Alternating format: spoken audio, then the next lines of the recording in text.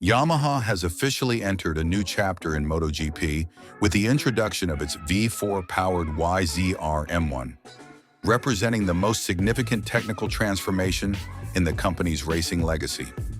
After many years committed to an inline-four engine, Yamaha has now adopted the V4 configuration to meet the demands of modern MotoGP competition. The move follows a series of difficult seasons, during which Yamaha found itself at a disadvantage against manufacturers that had already embraced V4 technology.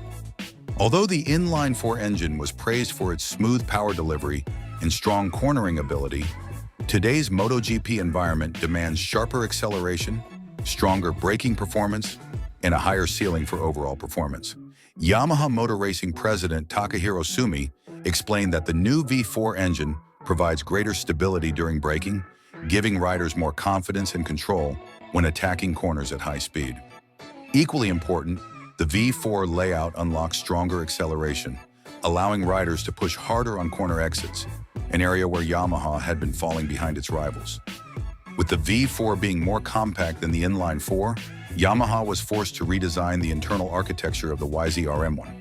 Key elements such as fuel tank placement, electronic systems, and thermal management have been repositioned and optimized to extract maximum performance while preserving Yamaha's trademark handling characteristics. From the outside, the bike may appear largely unchanged, but underneath the bodywork lie critical updates. A revised exhaust system and improved aerodynamic integration reflect Yamaha's shift toward the contemporary MotoGP V4 concept.